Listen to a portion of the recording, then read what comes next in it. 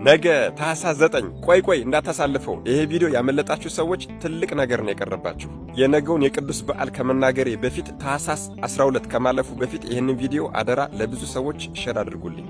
አዎ ታኅሳስ 12 በዓመት ውስጥ ካሉት የርኅወተ ሰማይ ቀኖች ውስጥ ሰማይ ከሚከፈትባቸው ጸሎታችን ከሚያደርግባቸው ቀኖች ውስጥ ሁለተኛው በዚህ ዓመት ሁለተኛው ቀን ነው። ከዚህ በፊት ቪዲዮ ሰርቼላችኋለሁ። የመጀመሪያው ቀን ጥቅምት 20 ነበረ። እርሱ ያለፋችሁ ሰዎች ሁለተኛው የርኅወተ ሰማይ የሚከፈትበት ቀን ጸሎታችን የሚያደርግበት ታኅሳስ 12 መጥቷል ማለት ነው።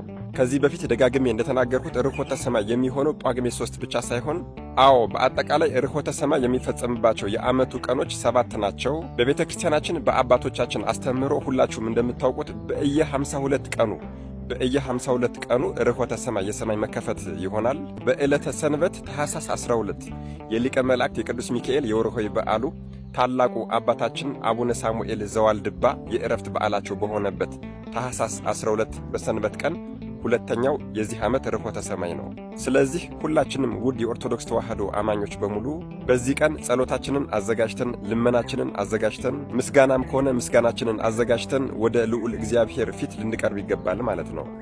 ሁላችንም ጥያቄያችንና ጸሎታችን ይለያያል። የጤና ችግር ያለበት አለ፣ የሰላም ችግር ያለበት አለ፣ የሥራ ችግር ያለበት አለ፣ የትዳር ችግር ያለበት አለ፣ ልጅ የማጣት ችግር ያለበት አለ፣ የፍቅር የሃይማኖት ችግር ሁሉ ያለበት አለ። ስለዚህ በዚህ ቀን ሁሉንም ጥያቄዎቻችንን እናቀርባለን ማለት ነው። ስለዚህ በዚህ ቀን ቅድም እንደተናገርኩት ሰንበትም ስለሆነ ቀድመን ሌሊት ቤተክርስቲያን በመሄድ ማለትም ቅዳሜ ለእሁድ የቻላችሁ ቤተክርስቲያን ቀድሞ የሚከፈት ከሆነ ከ3 ሰዓት ጀምሮ ቤተክርስቲያን ሂዳችሁ ታድራላችሁ።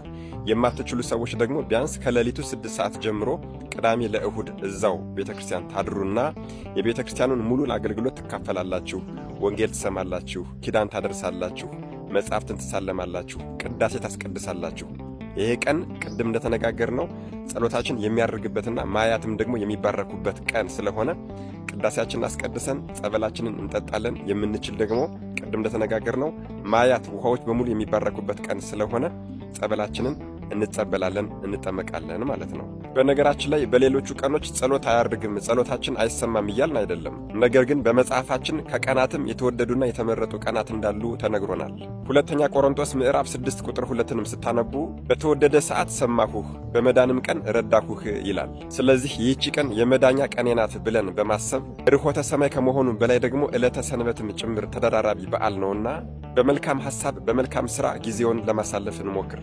ሌሎቹን የርኅወተ ሰማይ ቀኖች ጊዜው ሲደርስ ቪዲዮ የምሰራ ይሆናል። ነገር ግን ቀድሞ ለመዘጋጀት ያክል ከታኅሳስ 12 በኋላ ያሉት የርኅወተ ሰማይ ቀኖች የካቲት 4፣ መጋቢት 26፣ ግንቦት 18፣ ሐምሌ 10 እና ሁላችንም የምናውቀው ደግሞ ጳጉሜ 3 ናቸው ማለት ነው። እንግዲህ አደራ ታኅሳስ 12 ሳያልፍ ይህንን ቪዲዮ ለሁሉም ሰው እንዲዳረስ ጉልበት ስጡልኝ እላለሁ። የምትችሉ ሰዎች 30 ጊዜ፣ የማትችሉ ደግሞ ቢያንስ 3 ጊዜ ኮፒ ሊንክ እንድታደርጉልኝ እጠይቃለሁ።